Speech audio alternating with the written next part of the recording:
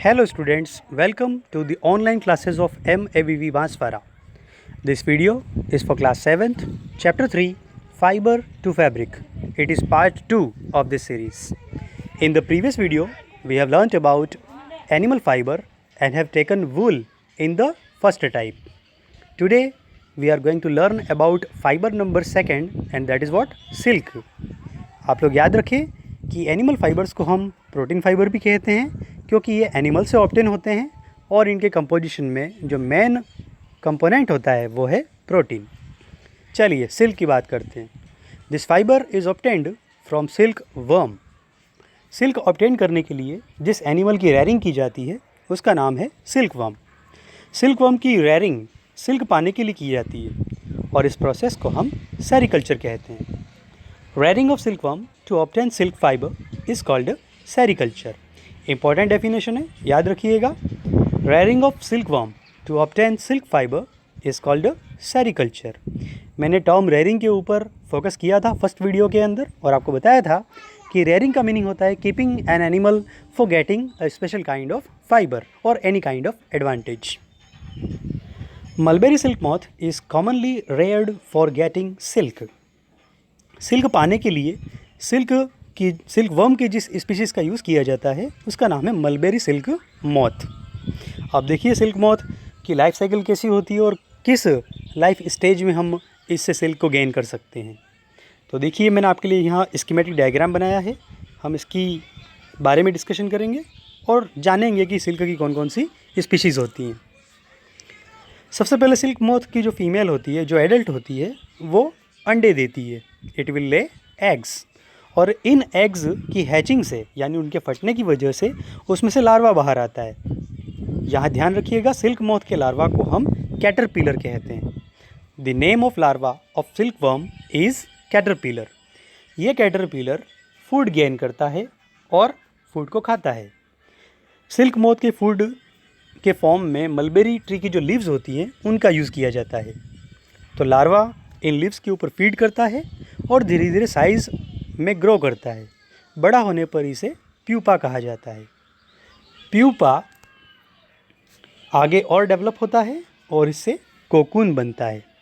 Cocoon का meaning होता है pupa and the wrapping of silk fibre over its body. तो हम शॉर्टली समझ सकते हैं कि कोकून का मीनिंग होता है प्यूपा प्लस सिल्क फाइबर। तो इसी कोकून से फिर आगे प्रोसेस करते हुए सिल्क फाइबर को सेपरेट किया जाता है और कुछ कोकून्स को आगे इस साइकिल को कंटिन्यू करने के लिए हम बचा के रखते हैं और यही कोकून फिर से सिल्क मॉथ जो एडल्ट होता है उसमें डेवलप हो जाते हैं और ये साइकिल लगातार चलता रहता है। इसे हम क्या कहते हैं? Life cycle of silk worm. Next आप देखिए कोकून के बारे में। तो silk worm completely covered with silk fibre is called cocoon. मैंने आपको अभी बताया था कि कोकून का मीनिंग होता है silk worm plus covering of silk fibre over it. तो दोनों को मिला के कंबाइनली हम कोकून कहते हैं।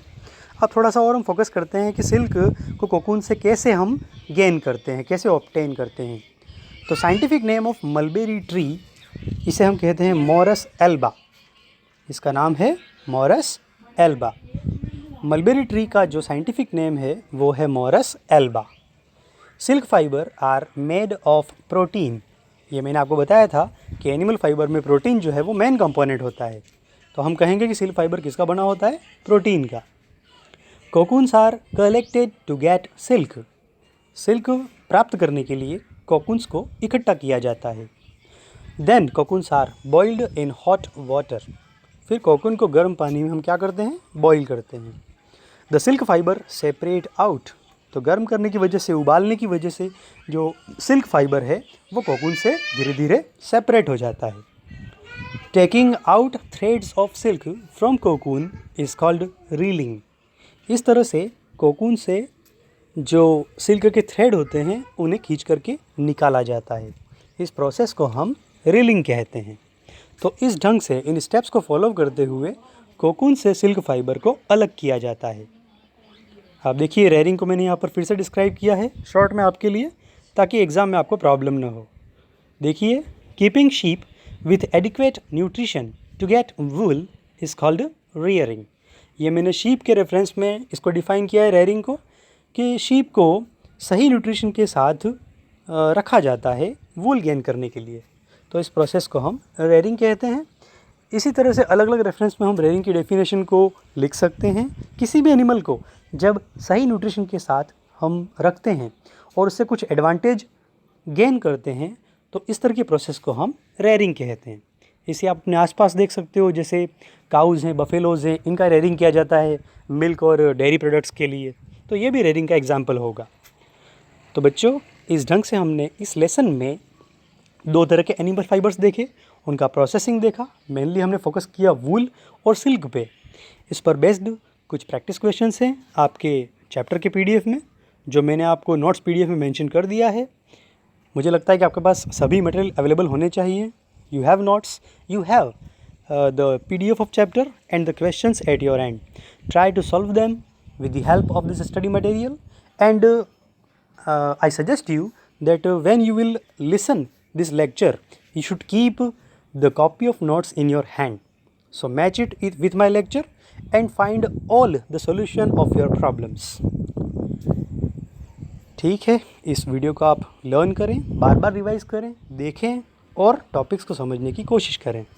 आज के लिए इतना ही। नेक्स्ट वीडियो में हम फिर नए चैप्टर के साथ मिलेंगे। तब तक के लिए थैंक यू।